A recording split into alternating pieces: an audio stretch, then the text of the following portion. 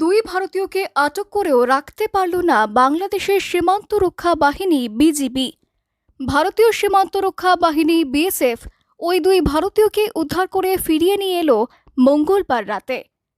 জানা গিয়েছে, মঙ্গলবার বিকেলেই দুই ভারতীয়কে বিজিবি আটক করে।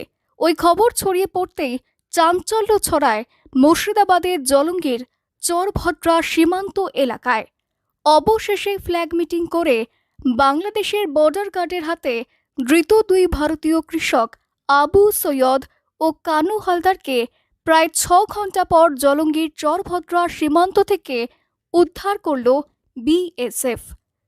সীমান্তে আমাদের সঙ্গে আমি খেতিতে কাজ করছিলাম। এই সময় খেতির পাশ দিয়ে বিডিআরের যাচ্ছিল।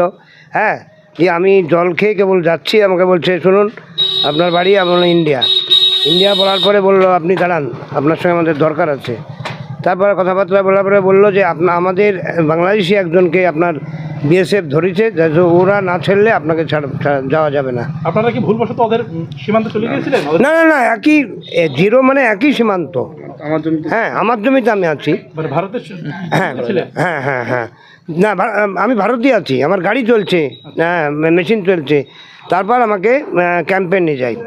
ক্যাম্পে নিয়ে যাওয়ার পর ক্যাম্পের সাহেব বলে যে আপনি কেন এদেরকে নিয়ে এসছেন এই ক্যাম্পে?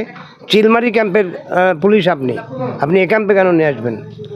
তারপরে আমাদেরকে বলে নিয়ে যান। নিজেই কলা বাগানে বসিয়ে রাখলো, তো কলা বাগানেই সারাদিন আমরা বসে আছি। তারপরে মুর্শিদাবাদের জলঙ্গি ভারত সীমান্ত এলাকায় চাষ করতে যাওয়া দুই কৃষককে আটক করে বাংলাদেশের বর্ডার গার্ড। তাদের একজনের ফোন থেকে পরিবারে খবর পাওয়ার পর বিএসএফের 146 নম্বর ক্যাম্পের শরণাপন্ন হন পরিবারের সদস্যরা। তারপরেই বিএসএফ এবং বিজিবির ফ্ল্যাগ মিটিং হয়। মঙ্গলবার রাতে ছাড়া পান 2 জন চাষি। ঘটনায় আতঙ্কে রয়েছে সীমান্তে কৃষকরা।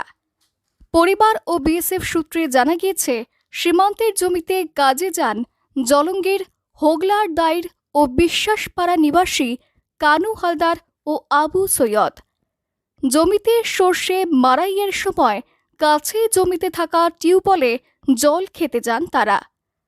তখন 8 জন বিজিবি জওয়ানের সদস্যরা এসে আচমকা ধরে নিয়ে যায় বাংলাদেশের 40 পাড়া ক্যাম্পে। তাদের বিজিবি জানায় বাংলাদেশি একজনকে ধরেছে বিএসএফ, তাকে না ছাড়লে বিজিবি তাদের ছাড়বে না।